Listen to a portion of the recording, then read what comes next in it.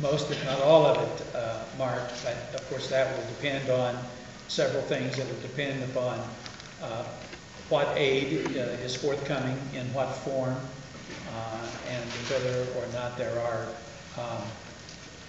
or there is likely to be an aid package that is passed in a timely manner. What I would hope for, and what has been discussed, and there's no way to, to control what the Congress does, but we're reaching out to other governors. I'm reaching out to other governors and our federal representatives. I would like to see a package passed early in January that would potentially be available for the new president to sign upon inauguration. That would be the ideal, but there's no way to know for sure. I will, as I said, I think I will know more when I return from the meeting with the National Governors Association and the president-elect. Governor, considering $5 billion, almost $5 billion deficit after a 10% cut, if we don't get federal help, can we cut our way out of that deficit, considering your emphasis on things like primary and secondary education, higher education? Our prison system can't, I don't imagine they can absorb a 10% hit at this point. I mean, can we cut our way out of this? Yes. And the reason I laid it out, or Perry laid it out as she did, giving you what we would expect in deficit with flat funding, as well as what we would expect even after we assumed a 10% reduction, is to illustrate the seriousness of the circumstances we face. And so what I'm trying to do now with you, and we met with legislative leaders earlier today, and I'll be meeting, as I said, with stakeholder groups over the next several days, is to make sure that there is a complete understanding of the circumstances. And we want to be transparent with all the stakeholder groups. And I think what this will require of us is to have a discussion among our people in this state regarding our state's priorities.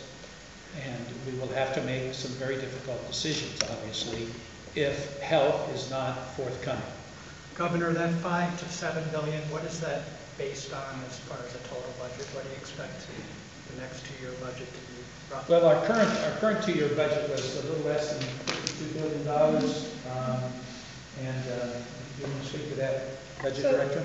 So the $5 to $7 billion budget number is based on continuation funding at $7 billion. It would be 100% of House Bill 119 levels. I might add, no agency has achieved during the period of House Bill 119 since it's been cut consistently. The $4.7 billion, as the governor indicated, includes basically flat funding for all agencies and 100% funding for debt service, tax relief, and Medicaid as an entitlement program. But you obviously must have projected out with Medicaid. What the total budget amount is, I can give you that number, I just don't have it off the top of my head. Governor, are you willing to place areas of the budget off limits to future cuts as you have in the past, such as KG-12 funding, etc.? Well, given the circumstances we face, I think that's going to require a consensus among the legislative bodies, as well as my office. That's why, and I repeat myself, but that's why what we're trying to do now is lay out the problem. This is not an effort to alarm or to exaggerate. We're trying to be as candid and as transparent as we can be. But several stunning bits of information were shared with you today. The one that I think is most telling is the fact that GRF funding in 2011, in dollars that are not adjusted for inflation, would be approximately equal to the GRF funds that were available to operate this state in the year '04, 7 years ago. And you know what's happened within the economy over the last 7 years in terms of medical costs being inflated and other costs going up. So these are serious circumstances. They are the result of a collapse or a near collapse of our national economy. And what we're dealing with is not exactly like, but similar to what other states are coping with. I was interested in reading a news story, I think it was the day before yesterday, about Wisconsin and the fact that they are experiencing similar circumstances. I talked with Governor Granholm the day before yesterday.